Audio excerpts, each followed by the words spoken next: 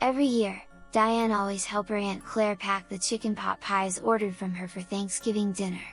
Claire's pot pies are famous throughout the city, and it has been a lucrative side hustle during holidays or even none at all. She always have her hands full, especially during the holidays, so she needs assistance to meet her deadline. Diane helps in assembling the boxes for the pies and packing them. She has always been curious what special ingredient her aunt uses, so she kept on asking her. Her aunt just always replied with a smile and a wink on her eye. Diane is a freshman nursing student, while her Aunt Claire works at a hospital in the pathology laboratory. She often asks her aunt about her lessons, so the two of them are somewhat close. It was Thanksgiving morning when Diane showed up at her aunt's place. She knocked on the door but no one's answering. It seems that her aunt is still asleep from baking last night, she thought. Luckily, Diane knows where her aunt hides the house key on the porch.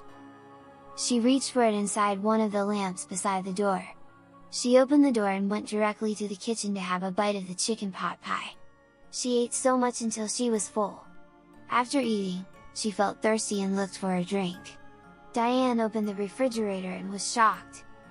She felt like vomiting when she saw human hearts, lungs, intestines, and other internal organs in sealed jars. Her gut feeling immediately kicked in. She closed the refrigerator and quickly ran outside the house, confused and wondering. Her mind was full of questions. Then from the glass door, she saw her aunt descend the stairs and went to the kitchen.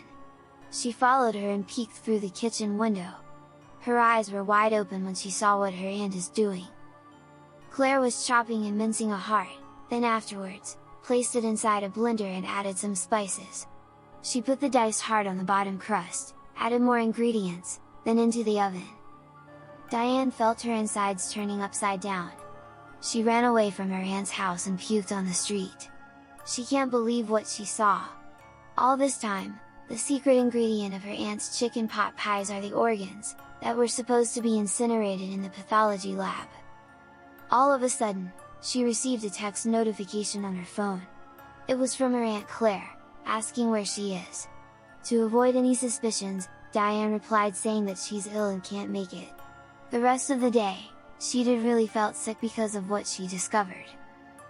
She fell asleep when she got home and woke up in time for the Thanksgiving dinner. All the members of her family are in the dining room, including her Aunt Claire. She was petrified when she saw the whole of her family eating Claire's pot pies.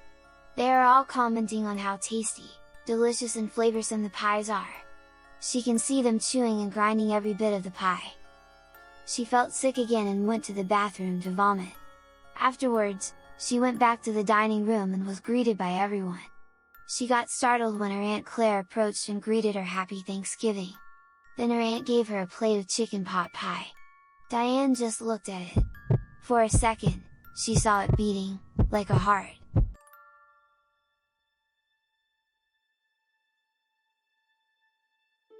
Thomas was invited for Thanksgiving by the transfer student in his college. He was surprised to receive the invitation, because he always bullied Chris by pranking him. Most of the time, Thomas takes videos of the prank, then posts it online for his delight and entertainment. The pranks are not harmful but extremely humiliating. This made Chris the laughingstock of the university.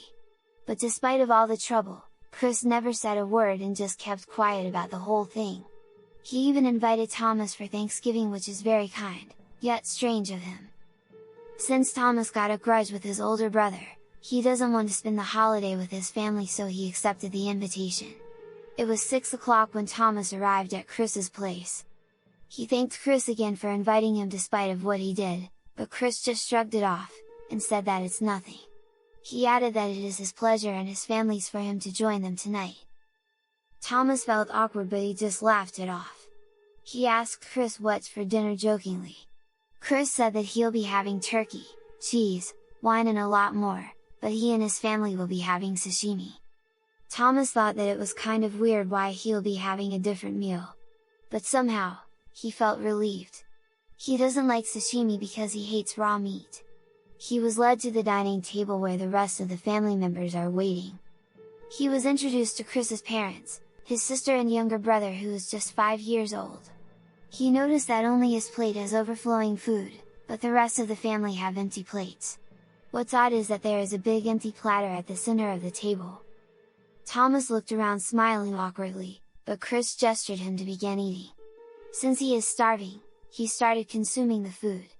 He felt uncomfortable to see the family staring at him, as he enjoys the sumptuous meal. He asked Chris, who is seated beside him, why they aren't still eating. Chris said that his father is still preparing their food. All of a sudden, he felt someone bit his left leg. When he looked down, he saw Chris's younger brother. Chris's mother apologized to Thomas, then carried the boy and said, "Don't play with your food." Thomas got nervous a bit. He stopped eating and drank the wine. He asked Chris and the family where they're from originally, since they just moved recently. Chris's father said that they are from New Guinea, somewhere in the southwestern Pacific Ocean. Thomas paused for a moment and tried to remember where he heard that place. Then he recalled from his anthropology class, that cannibalism was practiced in Fiji, the Amazon basin, the Congo, New Zealand, and New Guinea. He suddenly felt nervous and somehow feared for his life. He thanked the family for the dinner and immediately stood up, but he felt dizzy and lightheaded, so he fell on his chair. Chris approached him and said with a frantic laughter, "The joke's on you now." He started taking a video of Thomas using his phone. Thomas was shaking. He was struggling, but his strength was leaving him. There was a sleeping or paralyzing drug put on his food and wine.